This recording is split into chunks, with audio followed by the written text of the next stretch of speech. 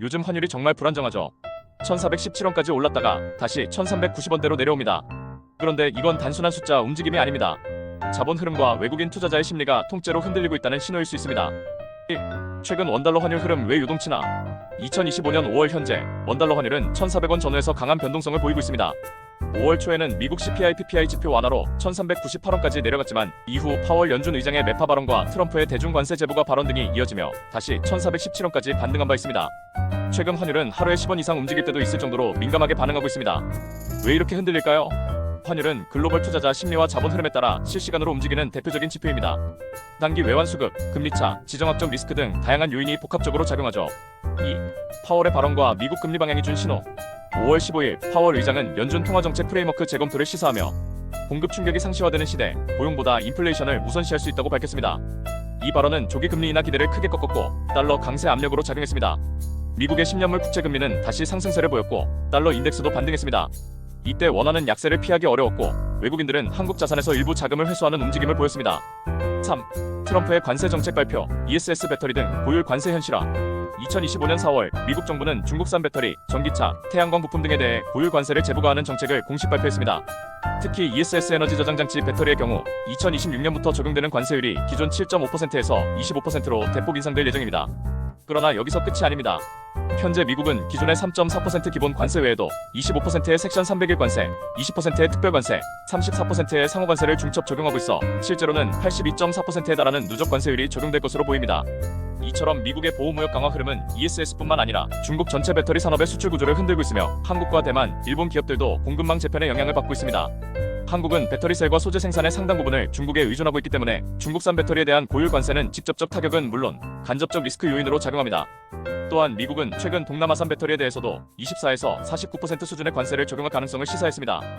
베트남, 말레이시아, 태국 등을 우회 경로로 활용하던 업체들에도 부담이 커진 것이죠. 결국 이런 불확실성과 무역 규제 강화는 외국인 투자자들의 심리를 위축시키는 요인으로 작용하며 원화 약세와 함께 외환 시장에도 부정적인 영향을 미쳤습니다. 4.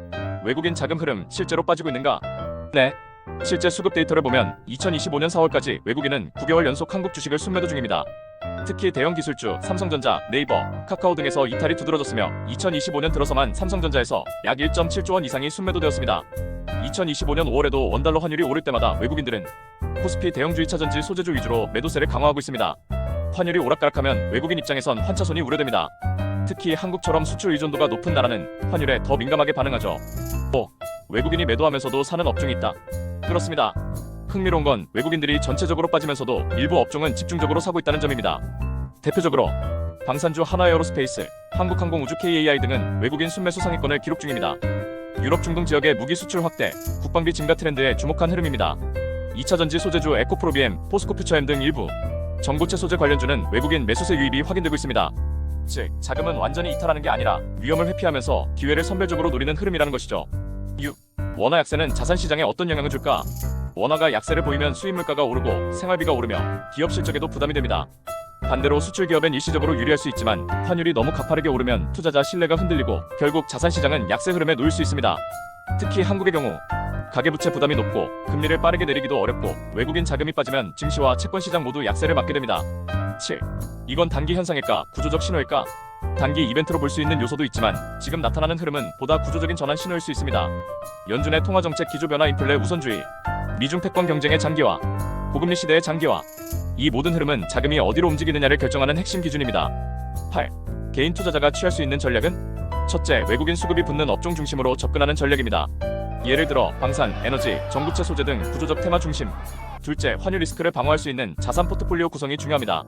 달러 예금, 달러 ETF, 금, 원자재 ETF, 물가 연동 채권, 글로벌 인컴형 펀드 등. 셋째, 무조건 금리 인하를 기대하기보다 고금리 유지를 기본값으로 두고 보수적인 현금 흐름 계획을 세워야 합니다. 9. 정부와 한국은행은 어떤 대응을 하고 있나? 한국은행은 2025년 4월 기준금리를 2.75%로 동결했습니다. 그러나 미국과의 금리차가 커질 경우 자금 유출 압력이 커지기 때문에 더 빠른 추가 인하는 부담스럽습니다. 기획재정부와 외환당국은 원화 급등락 시점마다 시장 안정 조치를 시사하고 있으며 일부 시중은행과의 달러 공급 수합 라인 협력 논의도 진행 중인 것으로 알려져 있습니다. 하지만 외국인의 심리적 신뢰 회복 없이는 단기적 안정만으로는 구조적 이탈 흐름을 막기 어렵습니다. 10. 결론, 환율은 방향을 말해준다. 지금 원달러 환율은 단지 수출입 가격 문제나 단기 경제 지표의 결과가 아닙니다. 이건 돈이 어디로 흐르고 있는가를 보여주는 리트머스 시험지입니다. 그리고 외국인 자금은 그 흐름에 가장 민감하게 반응하는 존재입니다. 여러분은 어떻게 생각하시나요? 요즘 환율 단기 현상일까요? 아니면 구조적 전환일까요? 댓글로 의견 남겨주시고 이런 흐름 이 채널에서 매일 같이 읽어드립니다. 구독하고 함께 보시죠.